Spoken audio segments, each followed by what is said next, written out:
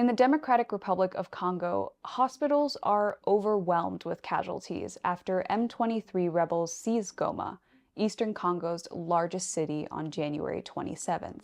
Agencies, including the United Nations and World Health Organization, estimate at least 900 people have been killed and 2,880 injured in recent conflict. Hundreds of thousands have fled due to the fighting between the Congolese armed forces and Rwandan-backed M23 rebels. On Monday, the rebels announced a ceasefire for humanitarian reasons after facing international pressure to halt further catastrophe. However, just today, M23 rebels seized control of Nyabibwe, a town in eastern DRC, violating the ceasefire declared on Monday. According to the Associated Press, M23 took control of Nyabibwe as of 9 a.m. Central African Time. The G7 nations and the EU have condemned the rebels' land grab in eastern Congo, calling the assault a flagrant violation of DRC's sovereignty. M23 is just one of more than 100 armed groups battling Congolese forces in the DRC. The scale of civilian casualties and injuries is still emerging, with hospitals and morgues overwhelmed. Innocent civilians caught in the crossfire have resulted in bodies left in the streets, posing health and safety risks as aid groups warn disease could spread.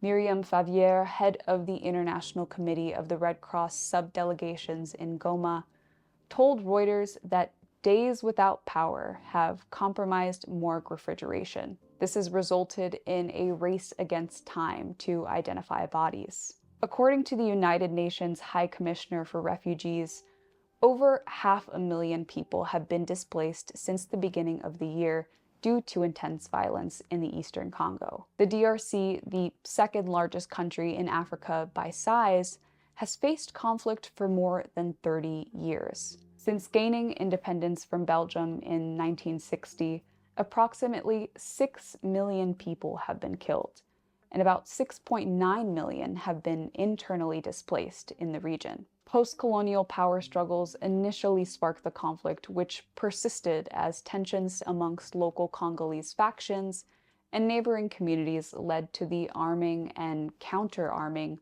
of nearly 150 rebel groups operating in the DRC.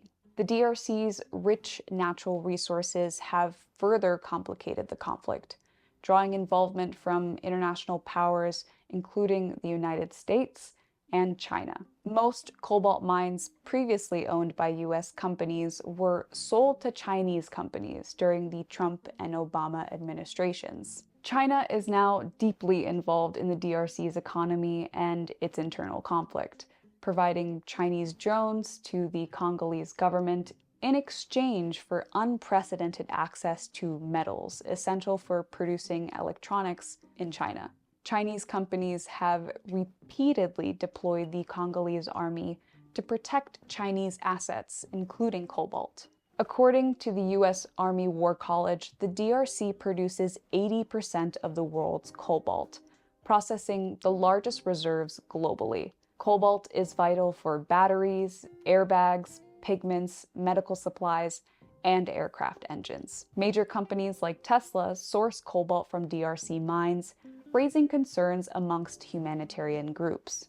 According to a study by the Geneva Center for Business and Human Rights, about 40,000 miners under the age of 18 are working in DRC's small-scale mining operations, often because their families lack access to childcare or they need additional income. This ongoing conflict spanning over 3 decades has contributed to a humanitarian crisis. According to the World Food Programme, a total of 25.6 million people are facing emergency levels of food insecurity, and an estimated 4.5 million children are acutely malnourished.